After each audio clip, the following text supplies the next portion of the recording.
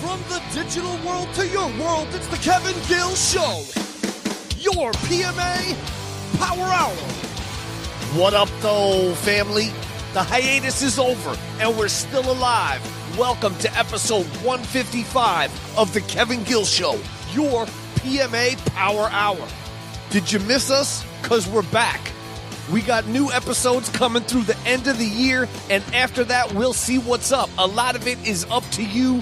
As always, with all independently created content, we need your support. Patreon.com/Kevin Gill Show. Get merchandise at dignifiedbastard.com. The Kevin Gill Show is in full effect. Go get a late pass if you don't know and peep the back catalog. Always recorded face-to-face, in person. Too hype for Skype. Icons from underground music, hip-hop, hardcore, punk rock, heavy metal, comedy, video games. What else could you want? Shout out to last episode's guest, Tony Foresta from Municipal Waste and Iron Reagan, who are just heading out on tour right now all across the United States. Speaking of tours and doing gigs all across the United States, that brings us to the subject of this week's guest on the Kevin Gill Show, a man making a lot of noise, a man making a whole lot of waves, putting much more than a ripple in the pond. I'm talking about the game-changing Amigo the Devil. Amigo the Devil just dropped his full-length fucking album following years of independent EPs and singles. He's on tour right now, already has sold-out shows coast to coast. He's headed over to the UK in December. Pardon my enthusiasm. No, fuck that. I hope you embrace my enthusiasm, because I feel like I've been very fortunate to see a lot of great bands, performers, musicians, all that in my days running SFT Records out of New York City, putting together video game soundtracks and on and on and on. And I have to say, it's not very often. In fact, it's a very rare occurrence that I get fucking blown away by something. But I was absolutely blown away by Amigo the Devil. I got to witness his performance live for the first time before mine own eyes, and I also got to interview him in the same day. It was absolutely incredible. Much love to James Wright. Much love to Alicia Way. Much love to all the Amigo the Devil fans I met at the show, some of whom I know from back in the day in wrestling that I didn't even know they liked Amigo the Devil. This is a guy you gotta fucking check out. Tours, album, merchandise, all of it. It's not every day someone creates a genre, and I feel this guy has a genre, his own genre, murder folk. And in a way, if you really fucking flip the script, it's like it uses silence as the ultimate heavy. You know what I'm saying? So it's like heavy metal music in a way as well. Highly imaginative, highly violent, and vivid. That's Amigo the Devil, a man you should know, a man whose music you should be buying. And without further ado, let's throw it on over to the interview. We are here at the world-famous Parkside, the Parkside in San Francisco, California, sitting in the same room where I've interviewed such musical icons as Lars Fredriksson from Rancid, the homie OG Freddie fucking Madball from, guess what? Fucking Madball. But I digress, because right now we are here in the room, and by we I mean me and my trusty tape recorder and all of y'all. I am with an underground folk phenom, a man who many top journalists say is pushing the boundaries of metal in such a unique way that people are even coining the phrase now, murder folk. What an honor it is to be joined by the one and only Amigo the Devil. Well, damn, you make me sound so cool. Thank you. I appreciate you being here with us. Thank you. Well, you created the magic, brother. I'm just here trying to document, trying to capture some of this magic in a audio waveform and beam it out to the world. So rad. It's an honor to be here with you, man. And, I know we were talking before we started. You were just out this way in Northern California a few weeks ago for Aftershock as well. How was that whole experience? Brand new experience. It was a whole new world. I'd never been a part of anything that was so involved, per se, so massive on a scale beyond understanding. I still don't get how they put that together. I don't get how they keep it from just collapsing completely. Right, just the logistics inside of logistics. Everything, even getting food to a tent. Just how the hell do you manage so many people to function properly? It's just an amazing machine to watch, and it was even cooler to be a part of. Yeah, that's incredible. And now that the Warped Tour, rest in peace. We've had Kevin Lyman on the show before, but it's cool to see that there's other festivals, and even if they're doing it for a few days at a time in their particular region, are keeping that European festival atmosphere alive here in the colonies. Now, you're here today to play a sold-out Parkside because the new record, Everything Is Fine, your first proper full-length, is out fucking now. It's out everywhere, and I don't know how boastful or non-boastful you're going to be, so allow me to say I know the reaction has been like staggeringly, overwhelmingly positive and amazing, but what has it been like from where you sit to see the world kind of get the opportunity to hear you in full form? It's been amazing to feel such a warm reception, and to some degree it makes me wonder, are there that many people that are as sad and going through hell also? And that makes me a little bummed out, but no, I'm kidding. But for the most part, it's an amazing feeling to feel welcomed in that way. And to be honest, it still doesn't really process in my head. For me, I'm extremely grateful that we're getting the opportunities to play where we do, and I'm extremely grateful for people taking the time to listen to it and all that, because it's a weird concept to expect someone to take an hour out of their life to listen to a bunch of songs that they don't know. Right, from someone that they're possibly, if they don't know the earlier singles or EPs, someone who's hearing you for the first time. Now, what's interesting, you talked about some of the audience potentially being sad or lonely or dark, but what's to me apparent in the music and the live performances is the humor and the upliftment. It's a very unique formula, you know what I mean? I believe it was Andrew WK who said death is kind of the ultimate party when you think about it, you know what I mean? True. I mean, there's got to be a balance to some degree, and I think that if you're able to take that darkness and you're able to take those low points and you accept them to a degree where you can make jokes about them, or you can just kind of humanize them and poke fun at them, then it's something that you can overcome and something that you can manifest as a hurdle that is possible to jump over, as opposed to just a wall that you can't punch through. And 100%. What's cool is now that you're out on tour with this record, but then like the process of the record, because you didn't just go from saying, I'm doing singles and EPs to I'm doing a self-financed full length, or however you want to look at it. You got to work with, it's weird because nowadays people don't know, outside of hip hop, people don't know producers' names like say they did in different eras of music, but that's not the case in the case of your producer, world famous Ross Robinson.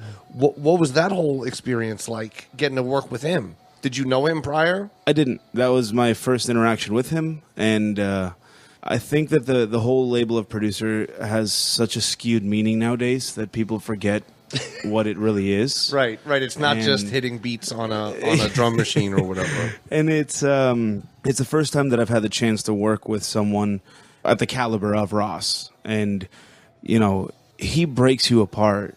And he dissects you, and he makes you dissect yourself to a point that you never would have done on your own. And half the time you realize that the songs you wrote that you thought you knew what were about have nothing to do with what you thought they were about, and then they're just internal beasts that come out, and you just manifest to something else. And like, what the hell? How lucky was that to get him on board? Right. That was crazy. And does it feel like, is it like in a good way? I mean, this like having an editor or a filter or like something that, you know what I mean, can help you channel the purity of what you're going for, or sometimes if you're doubting yourself, someone who says this is really good or maybe this not so much sort of thing. Does that help you in your process? I think it was more of the angel and devil on the shoulder scenario. Not so much the angel, but it was just kind of the little devil on the shoulder going, fuck it, do it. Go for it. I'd sit there and I'd want to put a weird little trinket in the song, and everyone else would be questioning. He says, no, fucking try it. Do it. Right. And the worst that's going to happen is we don't use it. And he was very supportive of just kind of breaking through the box. And I mean, not even breaking through it, just burning it to the ground and really trying to build it out of just trash we found around. Like it was amazing. It was amazing. Because I would imagine in the earlier, your previous recordings, you were doing what most up-and-coming artists do, is you had fully complete songs that you went in and banged out, so to speak, in the most efficient, or at least in the most efficient possible. Hopefully. Because there were times in the studio where I knew we were running out of money back then, and I was like, all right, yep, that works. It's going to work. It has to work. Or there were verses that I'd mess up that just stayed. Right, because there's no time. We're We not can't going go back to another fix hour. them. We're not. They still have to output the tapes, and there's 45 minutes left. The old tracks just never reached the depth that I wanted them to reach. And one of the funny things about the producer comment is that obviously I'm not expecting everyone to love this record or like the record because everyone has such a vast musical, variety in their taste. But a lot of the comments that you read are so obviously driven towards the concept of the term overproduced, where people don't realize that just because there is production value doesn't mean it's overproduced per se. For sure. Because this record was the first time that I was able to put my actual emotion, my actual just raw energy into it. And it's the first record that I'm happy listening back to and feeling that emotion again. So I think that there's a strange disconnect between having the opportunity to put that down on a record versus not having the funds to record something correctly. Right. Your imagination didn't have to be limited by the budget. You know what I mean? Your imagination could be literally completely realized, your vision. Which is a crazy thought. I feel so lucky for that. And was it your idea to go to the studio you did to record, or was that part of the Ross Robinson influence? Which, of course, I'm talking about Valentine Recording Studios. All set, when I say 70s, but possibly even older, vintage equipment like the Beach Boys recorded there, so they have all that happy shit going on, and then you roll in with this cloud of sonic evil. It was too happy in there. It was too happy. We can't get the Brian Wilson out of the wood in this place. It smells like sunshine. I'm out of here. Yeah, there's like some upbeat melody left in here. Let's get this shit out in the quickness. Yeah, as soon as he mentioned the studio, because he did bring it up, I didn't know that it was open. I didn't know it was available. And as soon as he mentioned it, I didn't want to go anywhere else. Mostly because I love old gear. I love the analog concept. And for as happy as all those songs are that were recorded in there, all I could think about was how wild they probably got. Like behind the scenes where they're just sitting there just raging, doing some really wild shit that no one does anymore. Correct. Yeah, stuff that somehow, with all the stuff we have, you can make anything and have it on your phone, but somehow things that were widely available just decades ago now can't exist somehow. It's very strange, of all the things. It was fun, though. There's dust on shit. Like, it smelled... The shag carpet everywhere. Everywhere. The walls, the music stands, everywhere. And it wasn't just Ross Robinson lending kind of his, esteemed background and abilities and adding it to the sonic stew. You also had quite a talented skinsman, if you will, a basher, a drumsmith, if you will. Do you care to share any details on your percussionist? Oh, he's a little known, It's so hard to even think about it. Yeah, Brad Wilk from Rage Against the Machine, one of my favorite musicians growing up, and an absolute, genuine gem of a human. Just someone that doesn't even know, or if they do know, doesn't act like they know how influential they were to the world. Right. Just the kindest, sweetest, most down-to-earth person, and he was only there to help. Which is incredible. Wow. Yeah. You're just thinking of all the stuff, and it's not even just Rage Against the Machine, too. No, you know what not I mean? at He's all. still prolific and doing all the shit, Prophets of Rage and all that. But yeah, it's just like Slave. Yeah, it's like a Willy Wonka formula or experience for you. In a way, it's like getting the golden ticket. Exactly. Because doing a unique form of music, kind of being a trailblazer or a pioneer in a certain sound, it can lead to a lot of uncertainty. Because when you're doing something that other people aren't doing, there's no, I'm the this of this. Yeah. It's just, I'm this. And then, you know what I'm saying? And trailblazers sometimes, whether it's the Bad Brains or whoever, they don't always get all the rub. They invent the shit, and then other people come and run with it later. You know what I mean? And sometimes do it better. Yeah. Sometimes do it better. But, one of the funny things about the Brad experience for me was the first day or two that he came in, we kind of sat across from each other, and we were practicing these songs, and he didn't know the songs yet, so I was kind of running through them with him. And he would ask me, what do you want me to do here? And I'm sitting there going, fuck, I'm not going to tell you what to do. I'm not This feels wrong. I'm not going to tell you what to do. And he's like, just, you have to tell me what to do.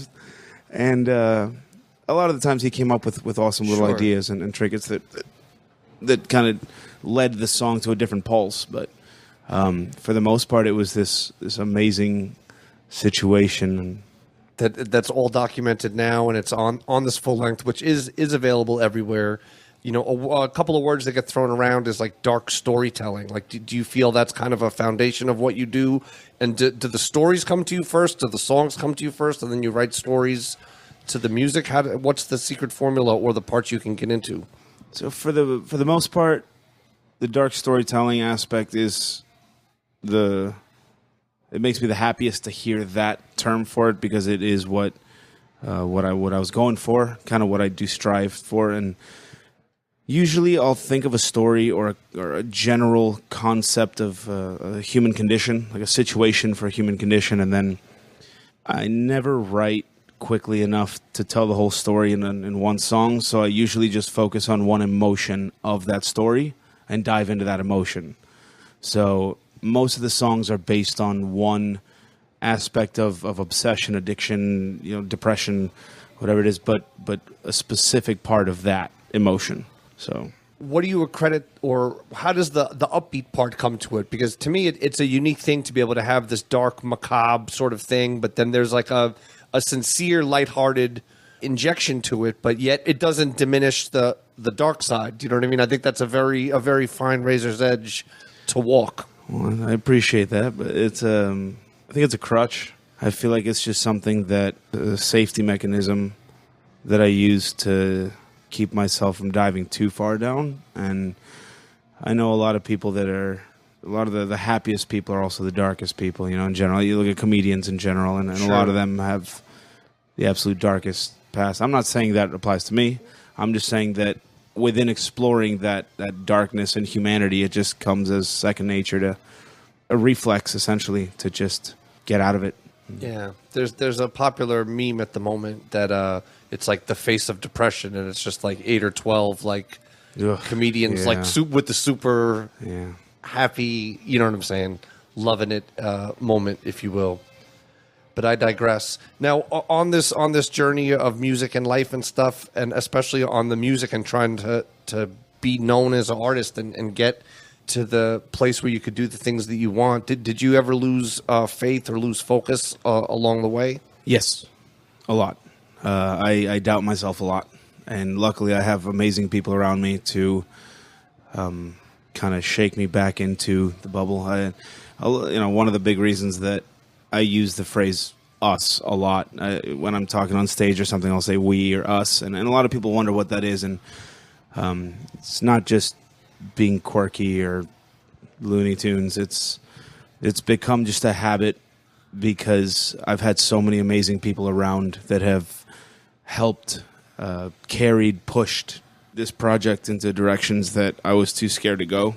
And a lot of the times, people saw things that I didn't in it, and it was a group effort. It was a team effort. So yeah, I've lost faith a lot of times.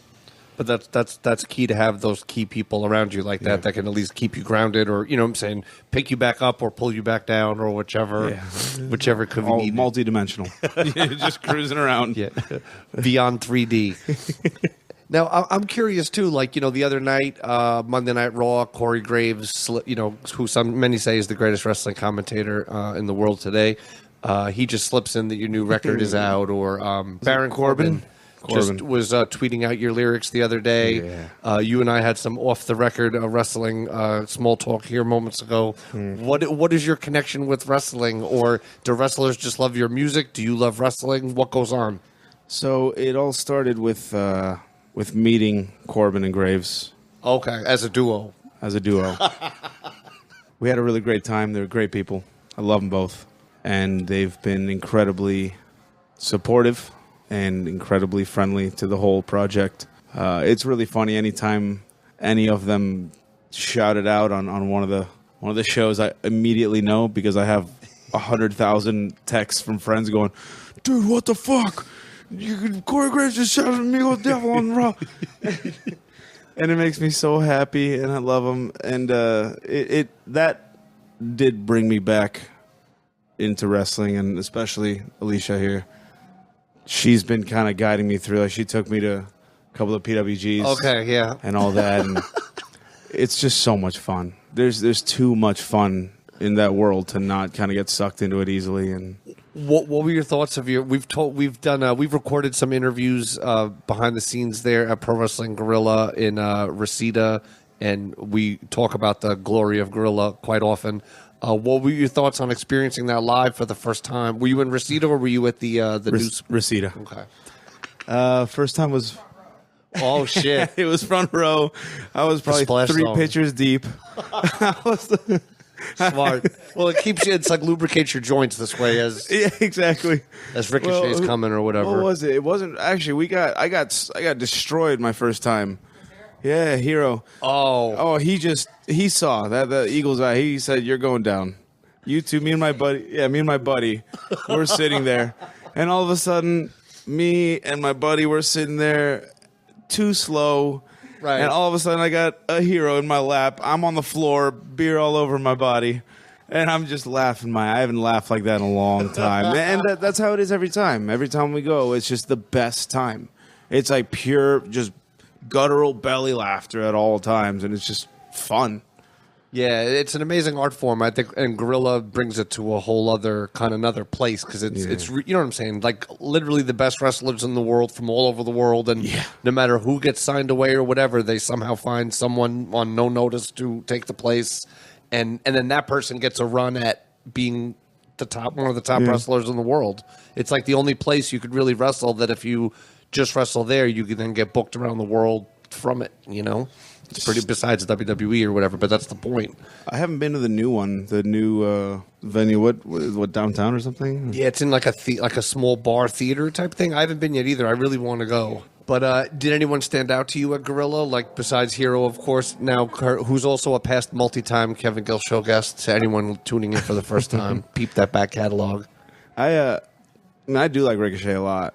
I love Ricochet. Just bouncing off the goddamn walls like a lunatic. Like incredible, superhuman. What about influences in your sounds? You know what I mean? Like you obviously have a very unique sound. I've heard you shout out Godspeed You Black Emperor quite a bit as being part of your sound. Who else do you think inspired what you do? Storytelling wise, I think it definitely leads to the like Nick Caves, Leonard Cohen, John Prine, amazing storytellers.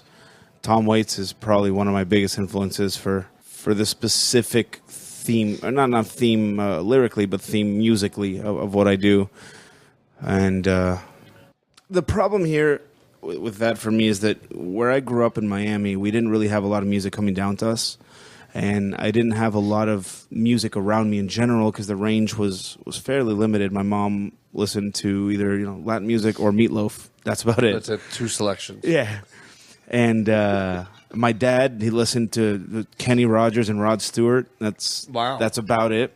That's kind of if you're only going to have two, that's a pretty diverse two, though. He's got like a party and a serious. Well, because he only sings two songs, The Gambler and If You Think I'm Sexy. Or whatever. Was that Rod Stewart? Yeah, yeah, that was Rod Stewart. Fuck yeah. And so that's all I remember was my dad's a jokester. Like he never took a day in his life seriously, and I always had to branch out and find my own music that I enjoyed. So I only ever found what I found. I never dove deep into any genre because I was never part of it. So right, you can only scratch the surface of what happened to come your way. Yeah. And were you getting tapes or records or anything from friends, or would you just pick something up at the store, or hear it on the radio? How would stuff get to you? A lot of BMX videos. Okay, yeah. BMX videos, BMX magazines, and the music recommendation section. And then I used to get all these old, like, black metal catalogs from France and shit. Sure. I'd send them a couple bucks and hope I'd get the cassette in the mail and roll the dice. Yeah, it was a lot of digging, but that's something I miss. I miss digging. It was so much fun because when you found a gem, you yours. Right, yeah, physically yours, and someone made it or assembled it. You know what I mean? It all literally exists. Like now you hear something on Spotify that you like, and you go, "Oh, okay, add it to playlist." Yeah, I'm gonna click the heart button. It's not the same as sitting and holding a record in your hand or looking at it and reading the lyrics. You had to fail 10 times before you find a cassette you like, so it's 100%. You could be easily misled by a cover. Yeah.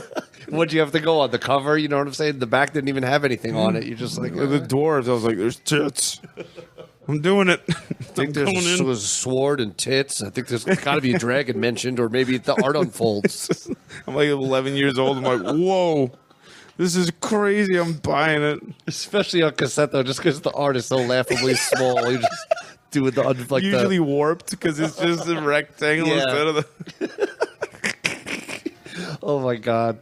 Now, when did you first start listening to darker stuff, or exploring dark literature? Like, was there an age or a life period where it went from just liking stuff to liking more, gravitating to darkness? I remember the first extreme book I'll consider that I read. I was probably 14 or 15. The book that changed my life was Child of God, Cormac McCarthy. And I had never read anything of that inherent brutality. I'd read a lot of gore novels per se, just real cheesy thriller crap, but Child of God was so realistic and it was so possible that I had never ever felt so grimy and dirty in my life. Wow. And I realized how much words can affect you. So that was a turning point for me. Wow. Huge turning point. It feels like the world, we live obviously in a crazy fucking world where it used to be like crazy shit happened every couple of years or maybe every several months. Now it just seems like, what I'm saying, the world is just nonstop insanity.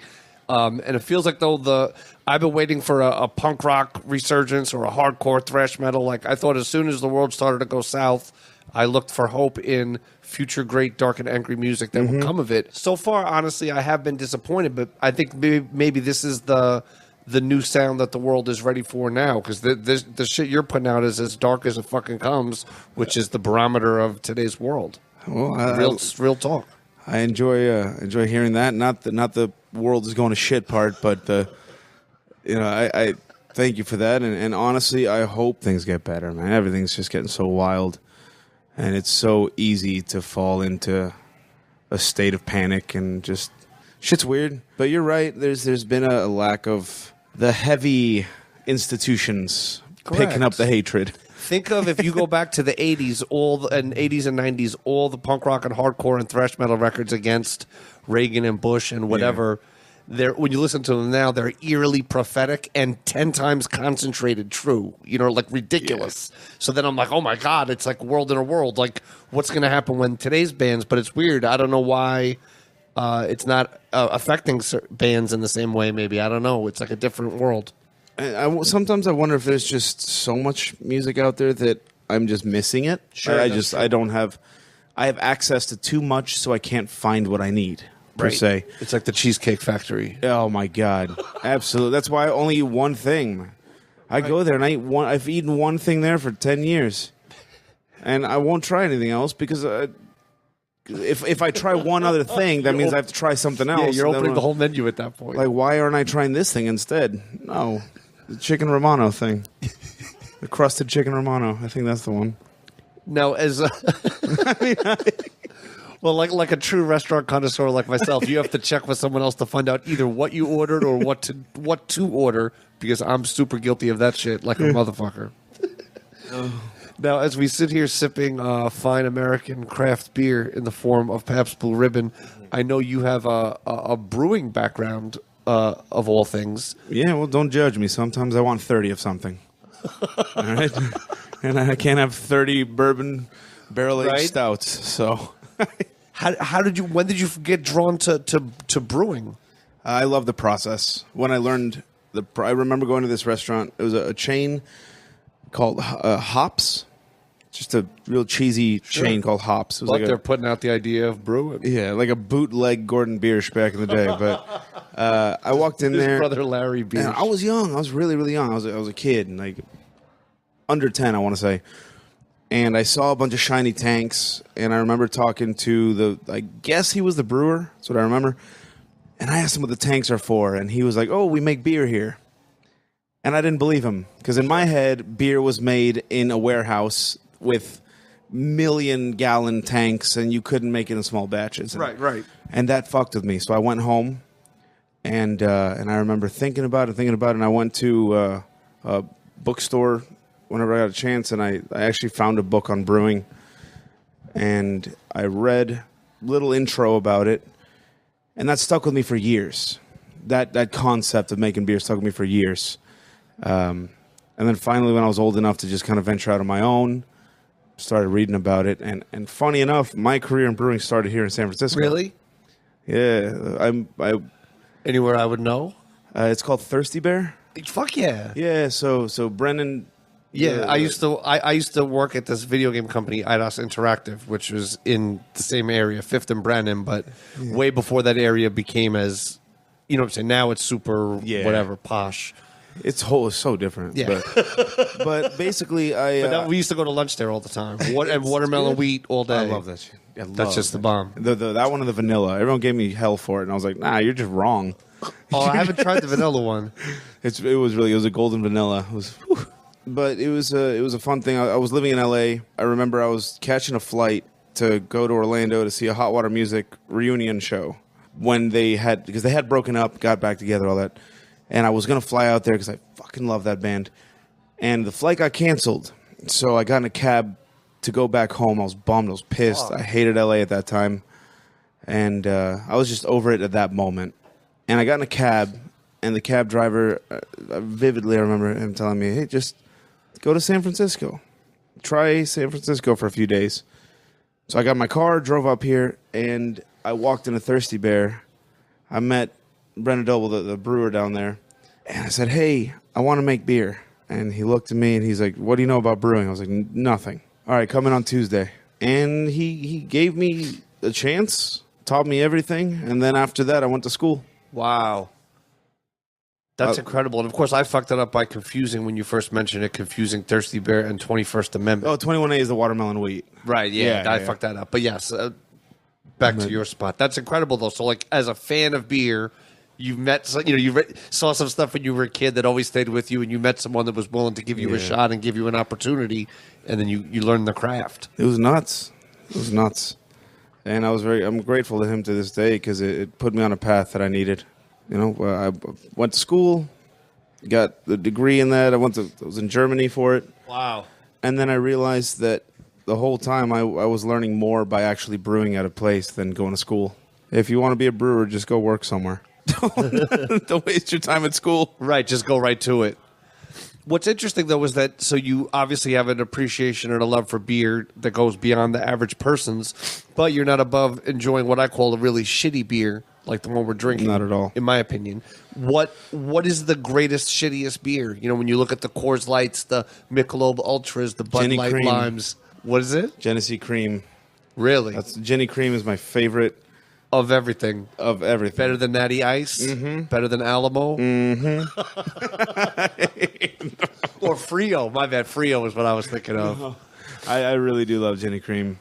I'm going to get one of those next time I have the opportunity, based on your recommendation. It's funny because, it goes back to the whole dark and funny, like the gruesome, and you got to have balance. Yeah. Balance it. You can't only be drinking. I mean, you can do whatever you want, do whatever makes you happy, but there's no reason to not enjoy garbage every once in a while. Yeah. Like even food. It makes the great stuff taste greater. Yeah, you're not going to eat at a Michelin star restaurant every day, because then you're not going to appreciate it after a certain degree. And sometimes you just got to slam a Big Mac, dude. It's got to be done. It's got to be done. Or just, I guess if you don't, drink 30 PBRs and stumble by McDonald's, you probably won't want one. But right, but you might want a slice of pizza, whatever it is. It all balances out. You could juice all month and then have like 3 giant slices of pizza. It's okay. With all these interesting journeys that you've taken and paths, has the concept of PMA, or positive mental attitude, ever played a part in this journey? Because if you don't know, the Kevin Gill Show is your PMA Power Hour.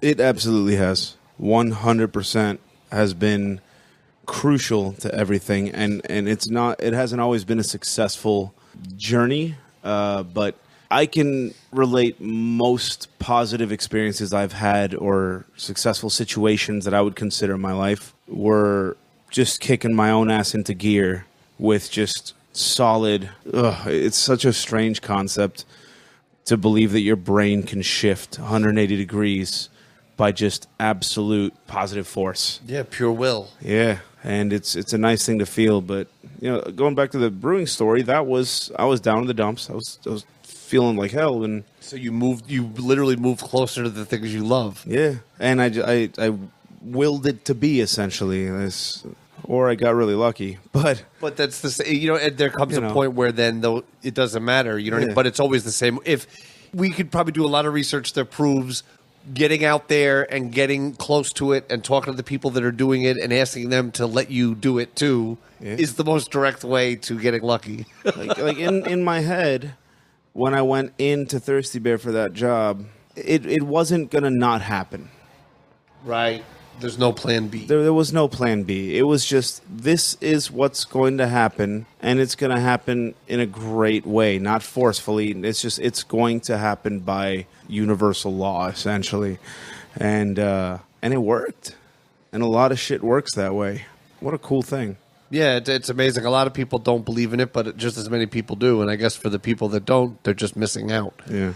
A little icing on the PMA cupcake is something I learned from Chris Hero, now Cassius Ohno in NXT, during one of the numerous appearances he's done here on the Kevin Gill Show. Was he introduced to me the Japanese concept of Kaizen, which I wasn't familiar with, which is, I'll rudimentarily explain it, but the dictionary or whatever will do a better job. Kaizen is the philosophy that whatever your goal is, if you even just take one step every day towards that goal, it may not seem like anything at the time, but you pull the camera back and in 6 months, a year, a month, you've suddenly moved way, way closer to your goals. And it was part of the philosophy that helped Japanese people mentally recover from like the atrocities of war and all this terrible death and destruction. Like, how are they going to get back on track? And it's like, dude, one day, one little movement at a time. Step. You know what I mean? And ever since then, that word is like a magical word to me, because that's such a powerful thing to think about. You know what I mean? That's incredible.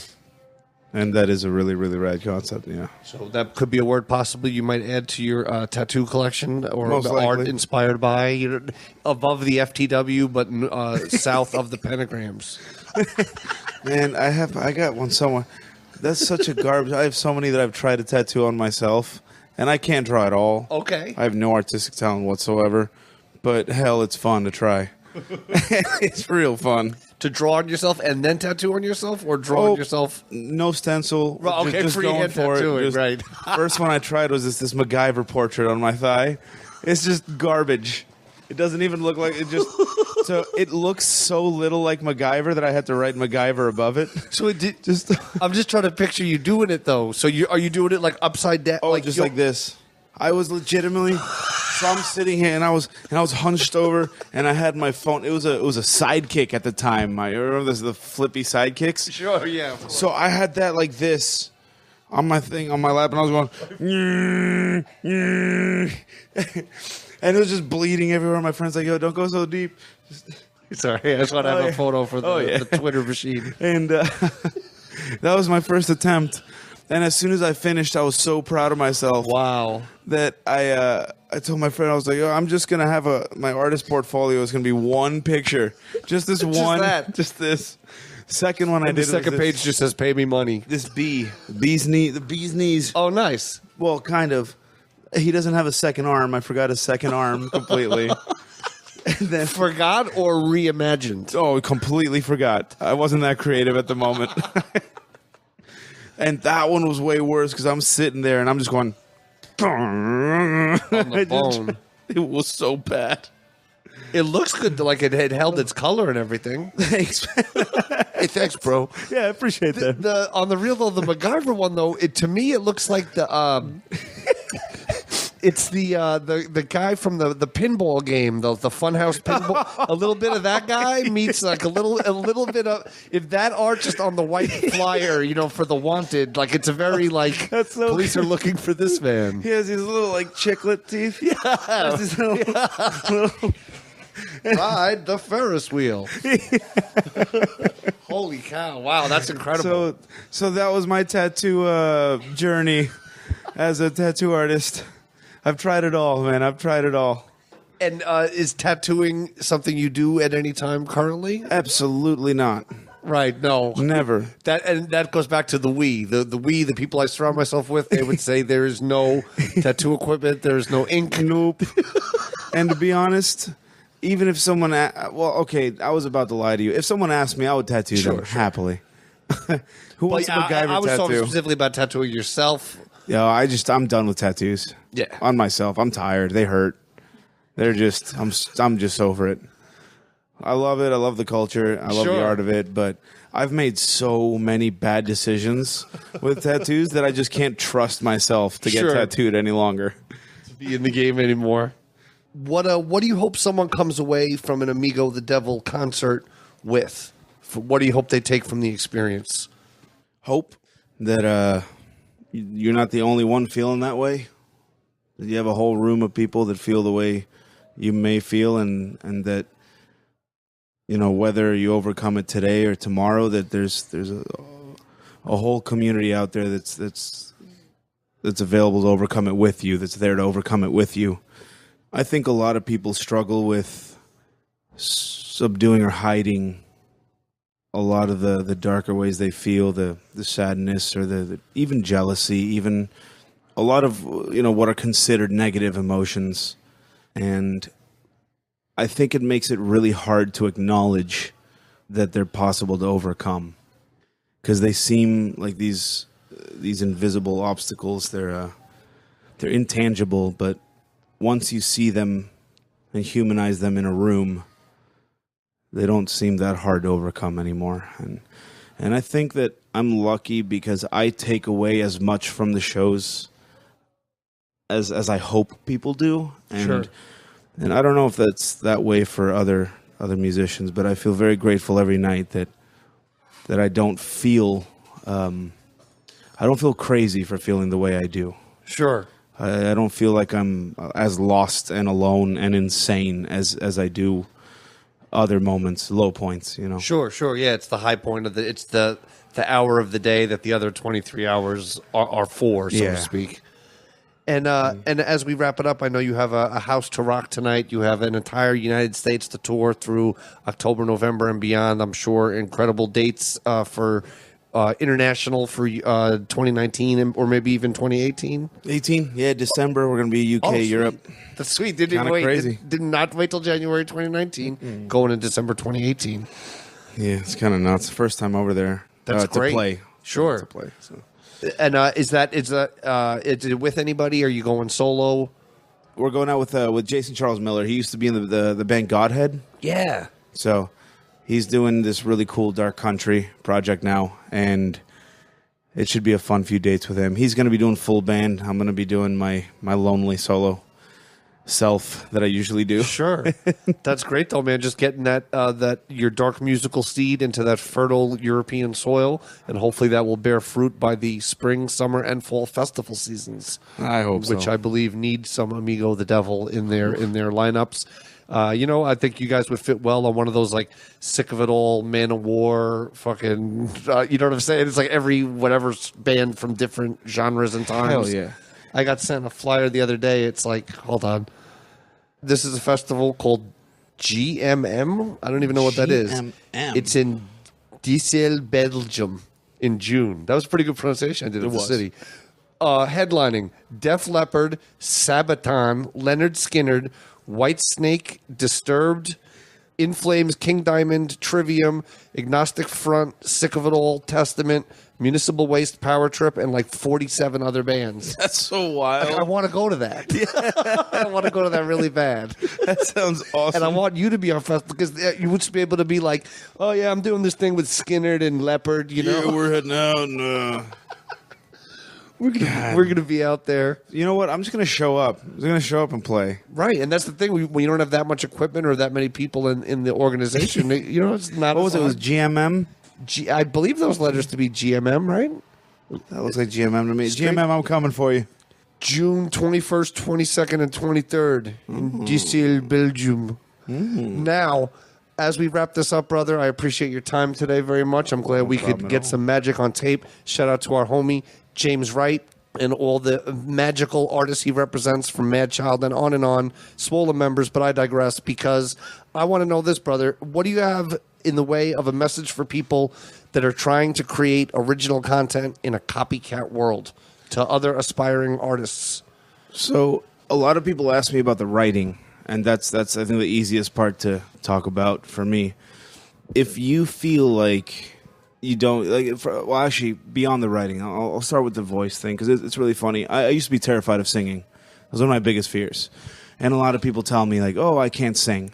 I don't agree with that. I think everyone can sing. It's just there's a certain place that your voice belongs, and you have to find that place and make it work for what you have, right?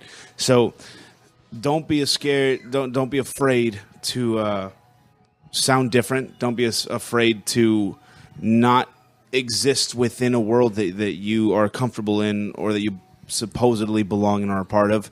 But from the writing perspective, beyond that, don't force it, ever. A lot of people sit down and they go, I'm going to write something. Don't do that. Just try to sit down and clear your mind and let it come to you. Just whatever words just float around you, grab them and throw them down on paper and write anything that comes to you. Let your subconscious guide you, and you'll build from that so easily, and it makes more sense because it comes from a place that's even more pure and honest than you could ever have in your immediate conscience. So do the opposite of what you think should happen or what everyone's told you. That's always my biggest advice for people that ask me about writing. Just clear your mind. Your brain will do the work for you. And I think the human being as a whole is an incredible machine. And we try to force it too often. We just need to let it exist. I guess that sounded real aggressive, but it sounds great, man. That's fucking brilliant. I can see that being isolated and like someone cutting an animation over it. That's pretty fucking epic. That's my advice. Well, I appreciate you taking the time out. I appreciate your creative output and your openness and the overall awesomeness and darkness that you surround yourself with, sir. You are a visionary, and I'm proud to have spent this time with you and to be able to share it with the world, man. And best of luck with your continued journey and success. Well, thank you for your time. Thanks for letting me ramble for a while. I know that I do ramble a lot, so I'm sorry about that. Ditto, not guilty. I always have to catch myself. Sometimes I'm like, blah, blah, blah, blah, blah, blah, blah, blah, blah. Especially you get a few beers involved. Yeah. No, but you're the man, brother. Thank you so much. Thank you. Cheers. Boom. And just like that, Amigo the Devil wrapped up the interview and went on to wreck the house to perform a set so powerful. So many voices in the crowd singing along so loudly, it overpowered the music for moments of time. It was absolutely a spectacle. And if you have an opportunity, pick up some Amigo the Devil tickets because nearly every show on this run is sold out, and they'll be sold out by showtime. So you might have to hit secondary markets or call a friend. But you don't want to miss Amigo the Devil. Truly, 2 thumbs up. There's a reason great wrestling commentators like Corey Graves and myself both see something in this guy. I don't know if it's the wordplay. I don't know what it is. But it's not just wrestling commentators that are having their minds blown by Amigo the Devil. Much love to him. Much love to his team, his people, all his homies, all his fans, and all of that. Of course, please follow him on Twitter and follow me on Twitter too, at OG Kevin Gill. The show has an account too, at Kevin Gill Show. I'm also on Instagram, at OG Kevin Gill. Facebook like pages, all that gaga. Join the conversation, support the show. If you can, take a moment and either buy something from dignifiedbastard.com, our DIY website where I sell everything from old hardcore record reissues to wrestling DVDs I do commentary on, rare items, and show merch. I've also got a store at prowrestlingtees.com/Kevin Gill, patreon.com/Kevin Gill Show. They're all great ways to support the show, keep it going, and cover the expenses. Speaking of expenses, I'm heading to New York City this very weekend to lay a few new episodes down to keep this stream of content coming, to keep that positive mental attitude in your ear holes. It's been a minute since we got to chop it up like this, but I will say, I don't know, man. I don't know what the fuck is going on in the world right now. It's very hard. I mean, I could explain it in great detail on my personal Facebook page. I keep that shit out of the show and out of you know what I'm saying, the show's Facebook pages and all that. But on my own personal page, I am known to vent my spleen about the world and its issues. But I digress. Because the point is, the world is a troubling place, and sometimes having a moment to escape, a moment to relax your mind, a moment to think outside of the problems and focus on the journeys, the creativity, the positivity, the things you love about the world, the things that you love to support, the feeling of finding a new artist that you connect with, making a new friend, traveling to a new city, going to a new venue, taking a walk, reading a new chapter in a book. It doesn't matter what it is. It's putting new mustard on your sandwich. It's doing the little things that make you happy. The Kevin Gill Show makes me happy. And from the feedback I get, it makes a lot of you happy. So that's why I'm here doing it. Sitting here in San Francisco recording this, and I wanted to send a shout out to all the brave firefighters that are out there fighting these insane wildfires here in California. And it's amazing that with all the technology and all the money in the world, we're still victims of the scourge of Prometheus, fire and flooding, still taking everything out despite everything but pestilence. You know what I'm saying? But it's unfortunate, and people are losing their homes. A city called Paradise, California, is destroyed. It doesn't exist anymore. It burned away during the night. So it's like a real sad state of affairs, man, all that shit. But I don't want to get into that. I wanted to send a shout out to those brave firemen, including this one fireman I know personally, at least that I know of, that's there right now. I wanted to send love to him for all he does, and to everyone that's displaced. I hope you can find that help and support that you need, and use social media. Don't be afraid to rely on friends, and don't be afraid to put the call out to everyone you can when you need help, because at times we all need help to get us through the storm, the fire, the flood of life, of drama, of bullshit, of betrayal, of backstabbing. You know what I'm saying? Whatever it is, you know what I'm saying? Your life could be super negatively impacted by a flood, by a fire, by a car accident, by any of these things, a fucking betrayal, but it's all about the same thing. You gotta just roll with it. You gotta just, it doesn't define you. That obstacle that fell in your path, the story is how you overcame it. You know what I mean? Not how your journey ended there. You just gotta keep pushing forward. Never stop, never give up. Speaking of never giving up, how excited was I as a Beastie Boys fan to be able to attend their book event in San Francisco the other day. Holy shit, man. Beastie Boys book, I barely even scratched the surface of it. Over 500 pages. I don't know if they're going to do any more of these live dates where they read selections from the book and have Mixmaster Mike there and everything. But if you're an OG Beastie Boys fan like me, that event was magic. The Beastie Boys are magic. And the whole mythology, the culture, the background coming from New York hardcore scene, a scene that we celebrate and cover quite widely here on the Kevin Gill Show. I always joke that the Beastie Boys are the biggest hardcore band of all time, you know what I'm saying? Because they rose to the very, very echelon of music and culture. So shout out to them, Adam Yauch, Adam Horvitz, Mike Diamond. One thing I wanted to talk about that I'm super excited about coming up Friday night, the 16th of November in Los Angeles, California, Joey Janela's LA Confidential for Game Changer Wrestling. These are the same devious minds that brought you Joey Janela's Spring Break 1, Joey Janela's Spring Break 2, Joey Janela's Lost in New York, and now Joey Janela's LA Confidential.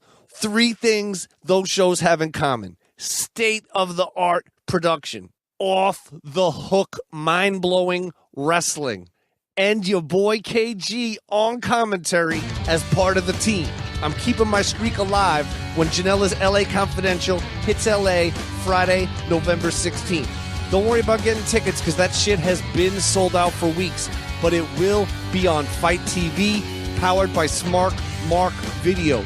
Smart Mark Video will have the show available for download and for DVD and Blu-ray shortly after the show. But you can peep it live, baby, to the world on Fight TV.